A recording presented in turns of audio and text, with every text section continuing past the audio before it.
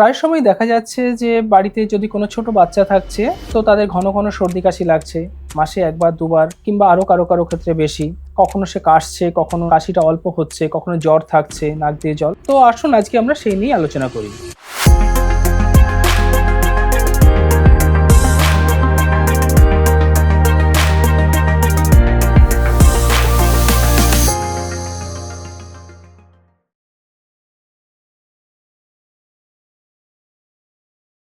নমস্কার, আমি ডক্টর কল্লোল পাল। আমি একজন অ্যালার্জি ও শিশুরোগ বিশেষজ্ঞ। আমি Vivacity multi speciality hospital Madhyamgram থেকে বলছি। কেন হয় এই ঘন ঘন সর্দি কাশি? বাচ্চারা যারা মোটামুটি ধরে নেওয়া যায় ৭-৮-৯ বছরের নিচে বয়স যাদের, তাদের কিন্তু যে শরীরের প্রতিরোধ ক্ষমতা বা ইমিউনিটি সেভাবে ডেভেলপ করে না। তো দেখা যায় যে বছরের বিভিন্ন সময় যে বিভিন্ন রকম ব্যাকটেরিয়া, ভাইরাস যারা নতুন নতুন আসছে এবং বাচ্চাটি যখন তার দ্বারা এক্সপোজড হচ্ছে তার কিন্তু একটা সর্দি কাশি লাগছে, যেটা কিন্তু খুব অ্যাবনর্মাল নয়। কিন্তু কখনো কখনো দেখা যায় তার থেকে বাচ্চা ঘন ঘন এফেক্টেড হচ্ছে। সেক্ষেত্রে কিন্তু আমাদের একটু ভাবতে হবে।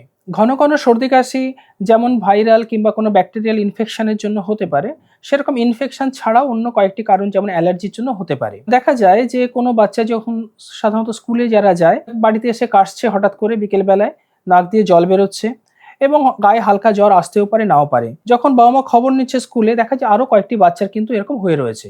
তো এগুলো কিন্তু দেখা যায় সাধারণত ইনফেকশনের জন্য হতে পারে। কিন্তু কখনো কখনো ওই একটি বাচ্চার কোনো সর্দি কাশিটা সেরকম নয়, জ্বরও সেরকম নয়, শুধু একটা হয়তো বুকে আওয়াজ হচ্ছে কিংবা কখনো কখনো নাক দিয়ে একটু জল বেরোচ্ছে কিংবা একটা সাঁই সাঁই আওয়াজ হচ্ছে। এক্ষেত্রে কিন্তু আমরা ভাববো সেটা মেইনলি অ্যালার্জি রিলেটেড বা নন ইনফেক্টিভ। মনে রাখতে হবে যখন এই সর্দি কাশি হচ্ছে সেই সময় বাচ্চার কতটা জ্বর আসছে। জ্বর মাপার জন্য কিন্তু বাড়িতে যেন অবশ্যই একটি থার্মোমিটার থাকে। যদি মনে হচ্ছে এই সর্দি কাশির সঙ্গে বেশ খানিকটা জ্বর আসছে কিংবা ধরুন নাক দিয়ে পাকা পাকা সর্দি বেরোচ্ছে, মানে হলদে কিংবা গ্রিনিশ এই টাইপের কালার হলো, তো তখন কিন্তু আমাদের একটু বেশি ভাবনা চিন্তা করতে হবে। কখনো কখনো ভাইরাল ইনফেকশনেও দেখা যায় যে নাক দিয়ে সর্দি বেরোচ্ছে, সেক্ষেত্রে একটা শ্বাসকষ্টেরও প্রবলেম হতে পারে। তো আমরা কখন বুঝবো যে প্রবলেমটা আরো বাড়ছে? বুঝতে গেলে আমাকে কয়েকটা জিনিস খেয়াল রাখতে হবে। যেমন ধরুন বাচ্চাটি ১ নাম্বার হলো কেমন খাওয়া-দাওয়া করছে।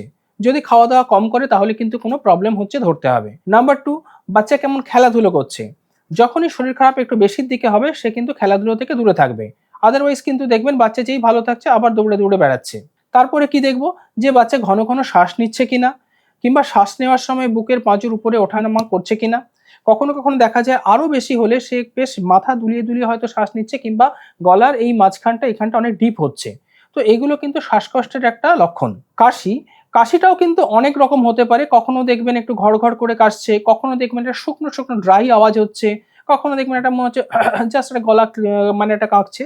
তো এইরকম বিভিন্ন বিভিন্ন সিম্পটম আসতে পারে। তো এইগুলো কিন্তু বুঝতে গেলে আপনাকে আপনার যে নিকটবর্তী ডাক্তারবাবু আছে তার সঙ্গে কথা বলতে হবে। তিনি আপনাকে মোটামুটি সবগুলো বুঝিয়ে দেবেন যে কোনটা কেন হচ্ছে কিংবা কিভাবে হচ্ছে এবং তার যে চিকিৎসা যেভাবে করা উচিত তিনি কিন্তু গাইড করে দেবেন। আপনারাও চেষ্টা করবেন যে ওষুধের দোকানে গিয়ে যে কাপ সিরাপ কিনে খাওয়া কিংবা বাড়িতে একটা রয়েছে বড়দের কাপ সিরাপ সেটা বাচ্চাকে দেওয়া, এটা যেন না হয়। কোনো এই টাইপের অসুবিধা হলে অবশ্যই আপনি ডাক্তারবাবুর সঙ্গে কথা বলুন। আর কিভাবে আপনি ভালো থাকবেন তার জন্য ১ নাম্বার হলো, যদি মনে হচ্ছে কোনো জায়গায় অনেক মানুষ একসঙ্গে থাকছে সেই জায়গাটা এড়িয়ে চলুন।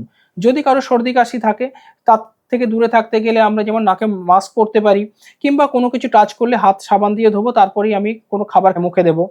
তারপরে হতে পারে ধরুন যে আ যে নরমাল যে নিউট্রিশন মেইনটেইন করা, বাচ্চাকে ধরুন যে আমরা খাবার-দাবারগুলো দিই সবসময় দেখতে হবে সেটা যেন হেলথি হয়।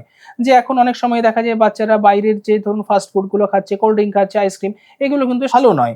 এতে কিন্তু আমাদের ইমিউনিটি বাড়ে না। বাচ্চা শুধু স্যাটিসফাইডই হচ্ছে কিন্তু অন্য কোনো কাজ হচ্ছে না। এছাড়া হচ্ছে কি আমাদের যে কিছু ভ্যাকসিন আছে যেমন ইনফ্লুয়েঞ্জা, নিউমোকক্কাল, এইগুলো যেন বাচ্চা সময় মতো পায়। আর সর্বোপরি আ মানে যে কথাটা আমাদের মনে রাখতে হবে, কোনো অসুবিধে হলে আমাদের সঙ্গে কিন্তু মানে আমাদের হসপিটাল হোক কিংবা আমাদের ডাক্তারবাবুদের সঙ্গে হোক কিন্তু আপনাকে যোগাযোগ রাখতে হবে।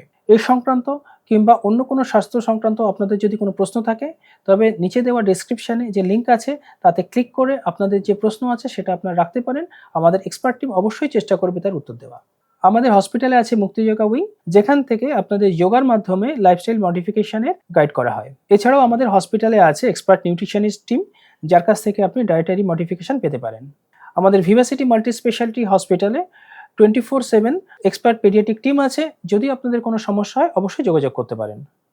নমস্কার, ভালো থাকবেন, সুস্থ থাকবেন।